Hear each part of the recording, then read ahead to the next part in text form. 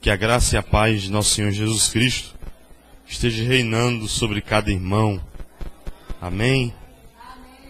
Abra sua Bíblia no livro de Atos dos Apóstolos, capítulo 2. A partir do verso 37.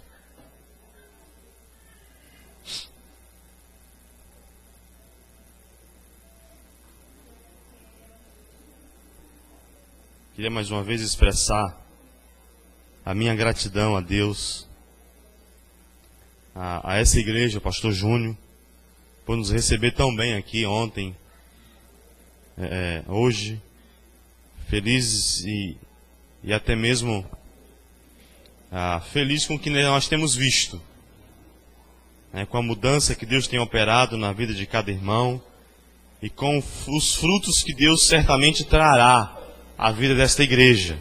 Amém?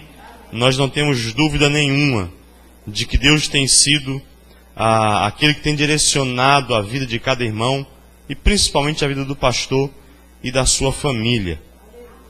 Então nós louvamos a Deus por isso e muito mais porque sabemos que a mensagem do Evangelho tem sido anunciada e pregada e vivida neste lugar.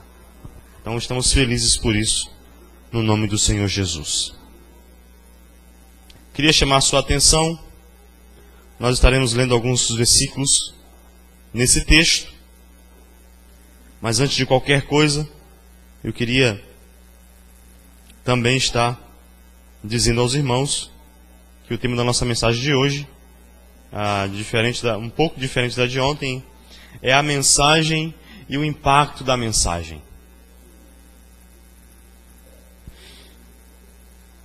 Atos 2, assentados como estão, porém com toda a reverência ao Senhor, vamos ler capítulo 2, a partir do verso 36.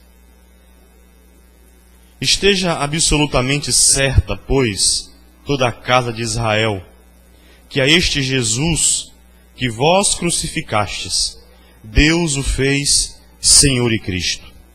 Ouvindo eles essas coisas, compungiu-se-lhes o coração, e perguntaram a Pedro e aos demais apóstolos: que faremos, irmãos? Respondeu-lhes Pedro: arrependei-vos e cada um de vós seja batizado em nome de Jesus Cristo para a remissão dos vossos pecados, e recebereis o dom do Espírito Santo. Pois para vós outros é a promessa, para vossos filhos e para todos os que ainda estão longe, isto é, para quantos o Senhor nosso Deus chamar. Com muitas outras palavras deu testemunho e exortava-os, dizendo: salvai-vos desta geração corrupta. Então os que lhe aceitaram a palavra foram batizados, havendo um acréscimo naquele dia de quase 3.000 pessoas. E perseveravam na doutrina dos apóstolos, e na comunhão, no partir do pão e nas orações. Em cada alma havia temor, e muitos prodígios e sinais eram feitos por intermédio dos apóstolos. Todos os que creram estavam juntos e tinham tudo em comum. Amém? Desde sempre, o anúncio do Evangelho, ele produz resultados. Assim como o anúncio do falso Evangelho também produz resultados. Resultados ruins, resultados destruidores. Resultados que, ao invés de trabalhar a consciência e de transformar o coração, os resultados do falso evangelho, ele traz um prejuízo enorme para aqueles que absorvem os seus falsos ensinamentos. Esse é um texto conhecido.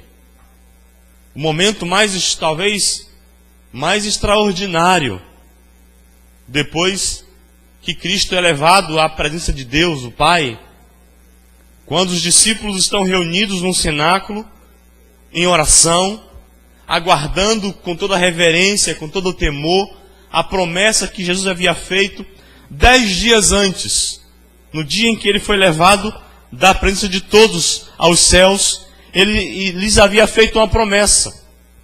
E aquela promessa ficou, talvez, quem sabe, guardada no coração dos irmãos. E eles aguardaram como nós devemos aguardar também as promessas de Deus para a nossa vida. Eles aguardaram aquele grande dia em oração. E quando o Espírito desce sobre aquele cenáculo e visita cada um, como o próprio texto vai nos indicar, com um poder de forma tão extraordinária, que a visão que Lucas teve e que todos que ali tiveram, eram como se fossem línguas repartidas de fogo sobre cada um. E à medida que eles eram visitados por aquele fogo do alto céus, um fogo que vinha do alto, eles glorificavam a Deus em outras línguas. E aquele movimento chamou a atenção de todos que por ali passavam, ao ponto de alguns acharem interessante, porque eles ouviam glorificando a Deus na sua própria língua, e ali existiam várias nações representadas naqueles dias. Mas alguns, como nos nossos dias, achavam que aquele grupo de pessoas estavam embriagadas. Haviam tomado todas. E como não era costume judeu, naquele período do dia, 9 horas da manhã, um judeu devoto, um judeu piedoso, estaria orando, porque aquele era um momento de oração no templo, ou aonde eles estivessem reunidos. E Pedro, então, certamente conduzido pelo Espírito Santo, toma a palavra. E ao tomar a palavra, ele começa então a expressar que aquele momento não era apenas um momento de festa, de orgia, onde as pessoas estavam enchendo a cara com bebida e depois iriam para casa de cabeça inchada e acordar no outro dia com a cabeça doendo, com ressaca, não. Aquele era um dia que Deus havia marcado na sua agenda para que o seu povo recebesse a promessa do Espírito Santo de Deus.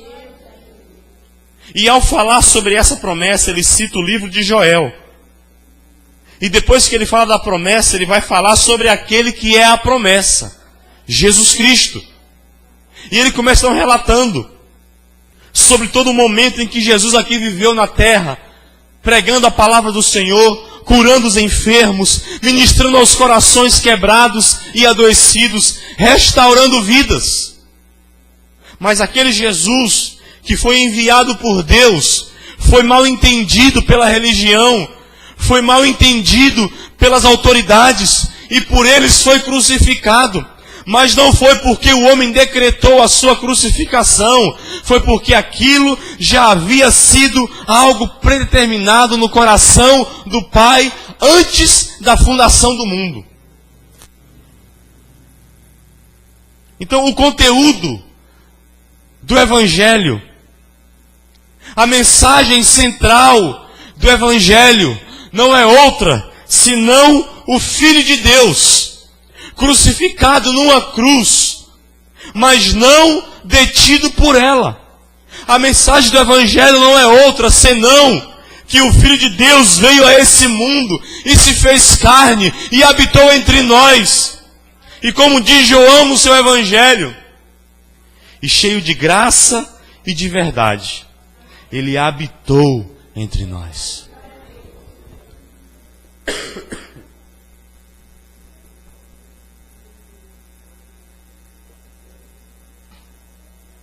Quando Pedro começa a pregar, ele mostra claramente que Davi, um dos maiores nomes do Antigo Testamento, da história bíblica, cujos judeus o respeitavam muito, havia morrido, havia sido sepultado, cujo corpo, talvez ainda os restos mortais, estivessem ali, sendo guardados pelo povo de Israel.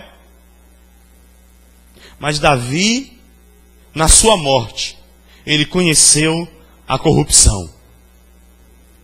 Porque a morte comeu a carne de Davi. Mas aquele que havia sido crucificado, de quem eles pregaram, estavam pregando, aquele Jesus, o seu corpo não foi corrompido pela morte. A carne do seu corpo não se estragou, não se deteriorou, porque, como diz as Escrituras, ao terceiro dia ele ressuscitou para a glória de Deus. E ele encerra dizendo o seguinte: estejam absolutamente certa, pois toda a casa de Israel, prestem atenção vocês que crucificaram o Cristo e por quem ele foi crucificado. Aquele que vocês crucificaram, Deus o fez Senhor e Cristo. E naquele momento, um sentimento de temor veio sobre o povo. O texto diz para nós que o coração deles foram tocados pela palavra, foram compungidos pela palavra, foram esmagados pela verdade do Evangelho de Jesus Cristo.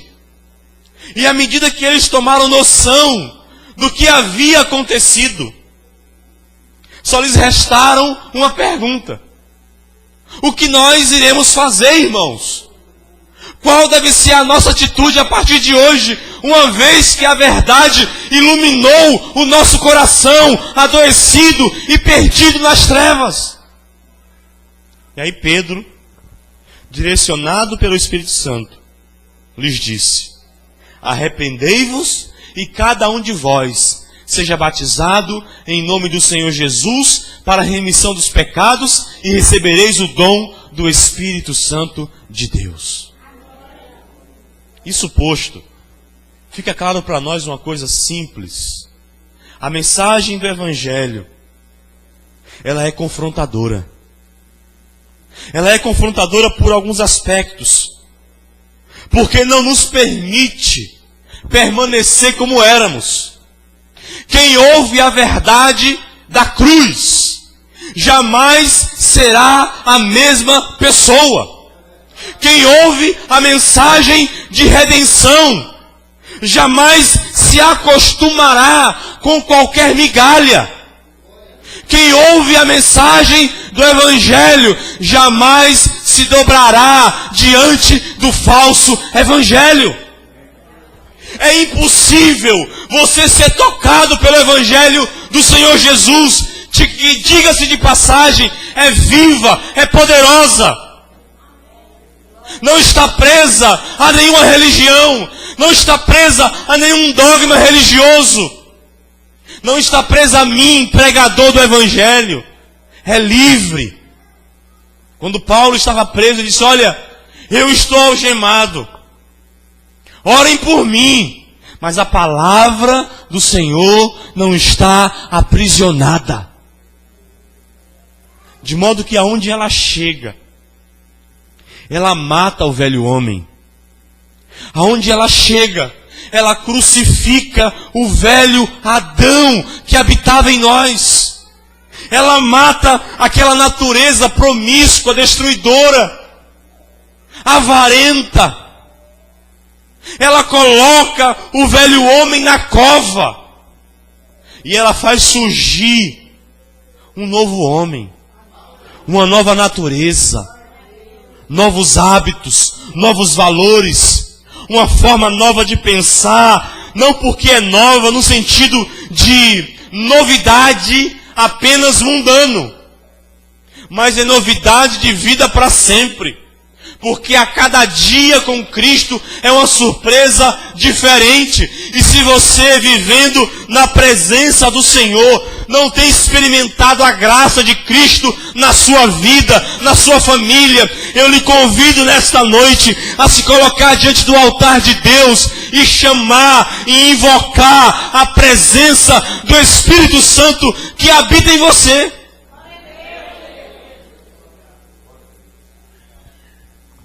Não tem como permanecermos do mesmo jeito, uma vez que o Evangelho está diante de nós.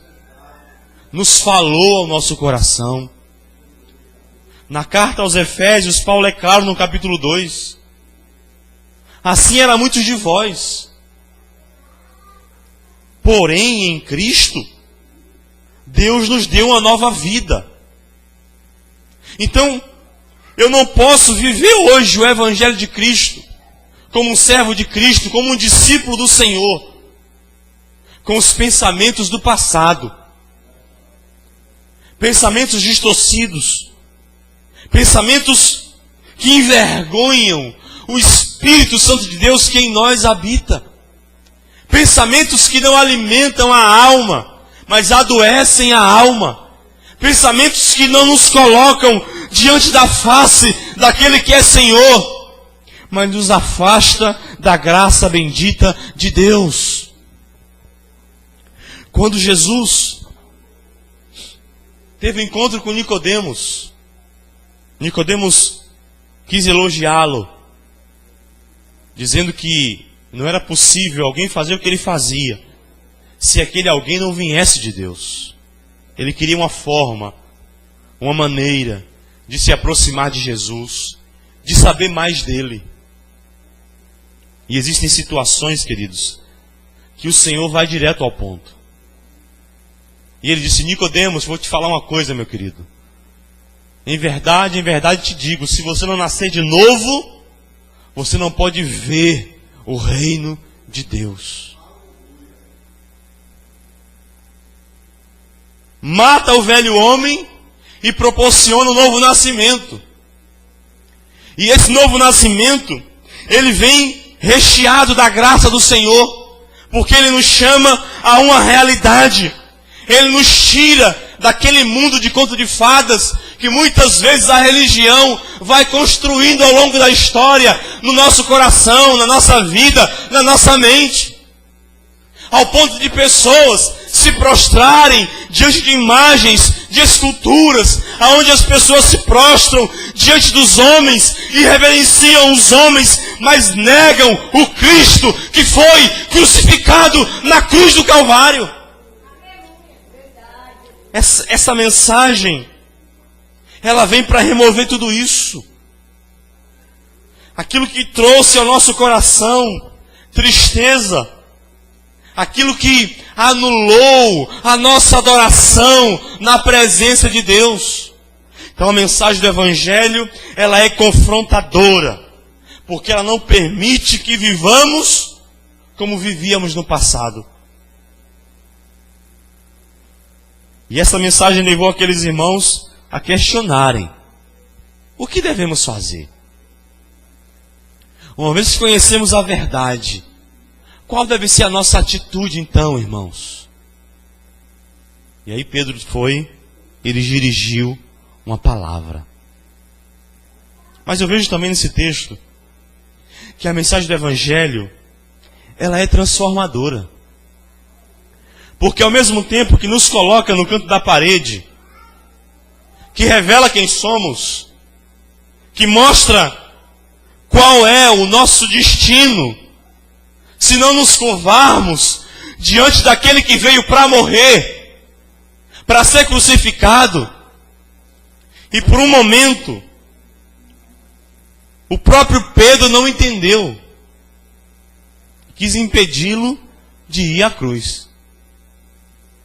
Uma das coisas que Jesus veio fazer aqui nesse mundo, queridos, foi lido no texto de Mateus, pelo pastor Júnior: salvar os pecadores. E não poderia haver salvação, existir salvação, se não houvesse derramamento de sangue. Se um inocente, se alguém sem culpa alguma não fosse morto, no caso dos judeus, da religião judaica, um animal, um cordeiro, não poderia haver salvação para a humanidade.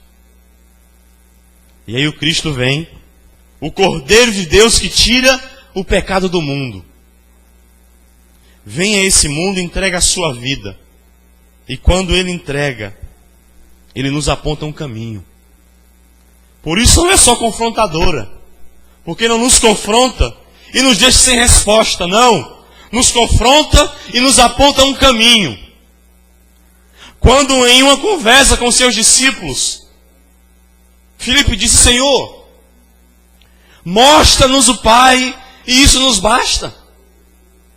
Mas Filipe, há tanto tempo estou convosco e ainda desejas ver o Pai. Quem vê a mim, vê o Pai. E mais à frente ele diz: eu sou o caminho, a verdade e a vida, e ninguém vem ao Pai senão por mim. É transformadora porque nos aponta um caminho a ser seguido. E esse caminho não é outro senão Jesus. A vida cristã se resume em uma pessoa. A mensagem do Evangelho se resume em uma pessoa: Jesus Cristo, o Filho de Deus. Mas por que nós complicamos tanto? Por que nós criamos atalhos?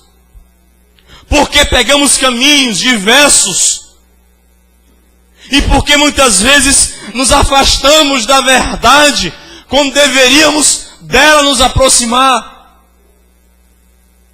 Porque precisamos da verdadeira transformação que só vem por meio desta palavra, desta mensagem.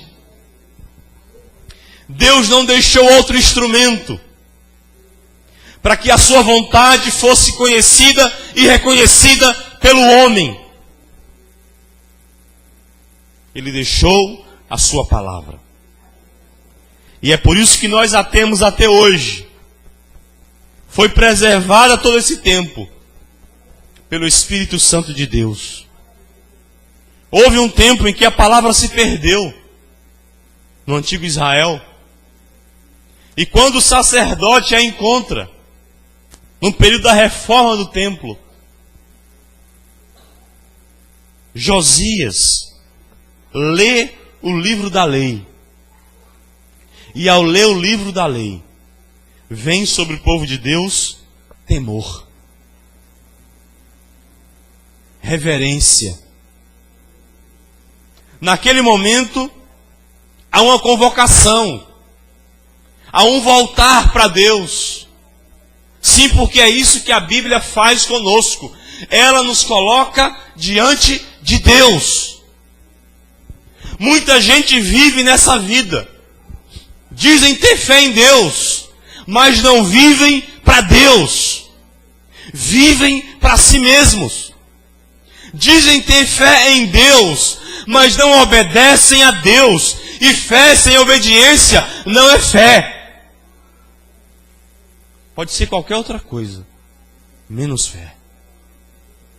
E quando Pedro prega a palavra do Senhor, fala sobre Jesus, aqueles irmãos foram impactados, porque a palavra, através da boca de Pedro, penetrou no interior de cada um, dividiu dentro de cada um aquilo que deveria ser destruído, arrancou todo falso conhecimento e trouxe a verdade na revelação do Cordeiro de Deus que tira o pecado do mundo.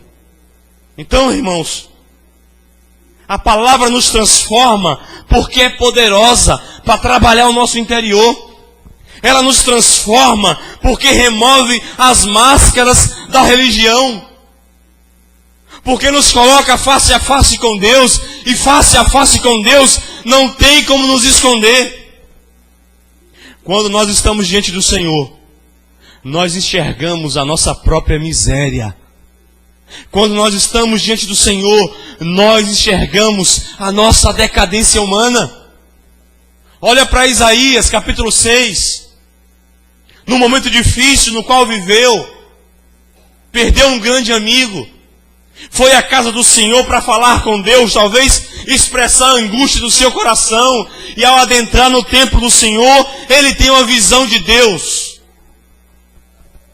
E naquela visão, ele vê o Senhor assentado sobre um alto e sublime trono. Querubins, serafins voavam sobre ele e glorificavam o seu santo nome com uma canção que dizia: Santo, Santo, Santo é o Senhor dos exércitos. Mas o mais interessante é que a visão que ele teve de Deus não revelou apenas a grandeza, a majestade, o domínio e o poder que Deus exerce no mundo dos homens. Revelou quem era Isaías. E é isso que o Evangelho faz. Ele mostra quem nós somos. Pecadores, carentes da misericórdia e da graça do Eterno. E quando ele tem aquela visão, ele percebe que ainda que fosse levantado como um profeta, ele precisava ser restaurado e transformado pelo Senhor. É muito comum e muito fácil nós cairmos no erro da frieza espiritual. Vamos nos acostumando com Deus, com as coisas de Deus. O tempo vai passando e vamos nos tornando tão íntimos de Deus, entre aspas, que passamos a tratar Deus como se fosse um camarada qualquer. Perdemos a reverência, o temor, e ao nos dirigir ao Senhor, nos dirigimos como se fossem os senhores da questão, e Ele, o servo. E alguns têm a audácia de falar que o colocam contra a parede. Pessoas assim já perderam o temor de Deus há muito tempo. Porque aqueles que são transformados pela mensagem do Evangelho não só reconhecem o que Deus é, o que Ele representa para nós, mas também reconhecem o seu estado, a sua situação, e dependendo de como ela esteja, a sua atitude será como a do profeta Isaías: ai de mim, estou perdido, porque habito no meio de um povo cujos lábios são impuros, e os meus lábios também se tornaram impuros.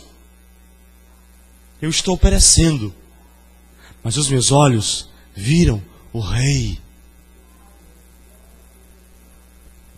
Humilhação, quebrantamento, coração compungido, como esses irmãos aqui, que foram tocados pela mensagem do Evangelho. Tem pessoas que acham que é Deus que precisam delas. E ai de Deus se não fosse eu na casa do Senhor. Ai de Deus se não fosse os meus joelhos dobrados. Não. Porque saiba você que só estão dobrados porque Deus lhes concede dobrar. Só estão dobrados porque Deus lhe dá forças o suficientes para se dobrar diante dele. Porque se não fosse a graça dele, nem dobrar os joelhos diante dele, dobraríamos. Viraríamos as costas para ele. E decidiríamos, segundo os nossos conhecimentos, aquilo que é melhor para nós. Mas a mensagem veio e nos transformou. A mensagem veio e mudou o nosso pensamento. A mensagem veio e, como disse Paulo na carta aos Colossenses, passamos a pensar nas coisas do alto, nas coisas que são elevadas para esse mundo. Passamos a usufruir da graça de Cristo na nossa vida. Somos alimentados dia após dia pela presença do Espírito em nós e da sua palavra que é viva e eficaz. Fomos transformados porque a luz do Evangelho brilhou na nossa consciência. Nos tornamos novas criaturas. O que era velho ficou no passado. Hoje tudo é novo. E não se contente quando as coisas do passado tentarem visitar a sua consciência. Quando antigos hábitos tentarem visitar o seu coração. ou até mesmo antigos desejos, antigos pecados rondarem a sua vida, não permitam isso. Se alimentem da palavra da verdade, porque é ela que nos transformou e continua transformando as nossas vidas até o dia de Cristo.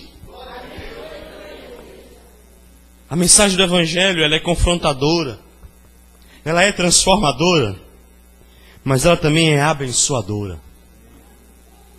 Deixa eu deixar claro para nós. Aqueles irmãos, eles não ficaram sem resposta. O que faremos? Arrependam-se, confessem seus pecados, abandonem e vivam para Deus. Não coloquem os vossos pecados debaixo do tapete. Não coloque ele num canto da parede. Coloque diante do altar de Deus e reconheça todos eles. E depois sejam batizados em nome do Senhor. Os pecados serão perdoados e vocês receberão o dom do Espírito Santo. É abençoadora, porque quem vive no Evangelho vive uma esperança nova. Esperança essa que nos permite olhar além dos montes, para o futuro distante, no nosso tempo distante, no tempo de Deus, num piscar de olhos. Que a Bíblia diz que um dia para Deus é como 1000 anos, e 1000 anos como um dia. Então Deus não se preocupa com questão de tempo. A questão da preocupação é nós, seres humanos. O tempo passa rápido. E se eu estou no Evangelho, se ela me confrontou, se ela me transformou, é natural que ela me abençoe a viver uma vida de esperança, aguardando de forma graciosa, obediente e comprometida aquele grande dia do Senhor, aonde Ele ou nos arrebatará ou nos chamará para estar para sempre com Ele. Quer bênção maior que isso? Saber que Deus tem um lugar de glória para nós, mesmo quando nós não merecemos. Saber que Deus enviou seu Filho não apenas para morrer por nós, mas para nos restaurar a comunhão com Ele, para nos reconciliar novamente com Ele, para trazer novamente o coração do ser humano caído. Aqueles momentos do cair da tarde do Éden, quando Adão tinha o privilégio de falar com Deus, de conversar com Deus, e que de repente, por uma promoção, ele perdeu o privilégio e a condição de se relacionar com o seu Criador. Mas a mensagem do Evangelho, ela vem para nos proporcionar tudo isso, porque nos chama a sermos bênçãos para outros também. À medida que nós somos abençoados por Deus, abre parêntese, às vezes a gente fala de bênção e já estamos tão condicionados a ouvir as bênçãos, que logo pensamos que as bênçãos são um carro do ano, uma casa nova, de preferência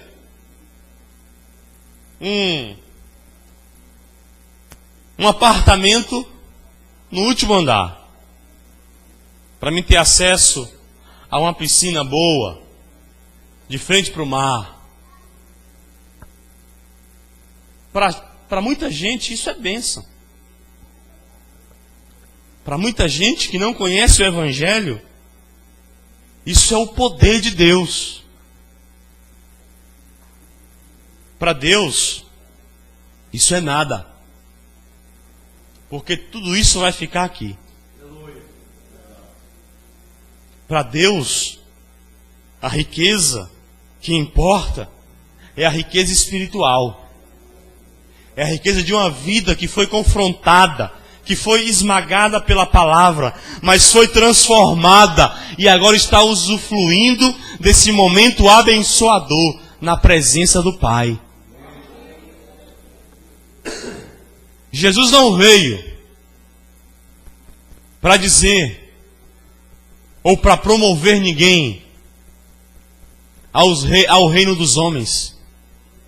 Não veio para enriquecer o cofre de ninguém. Ele veio para salvar. Ele veio para perdoar.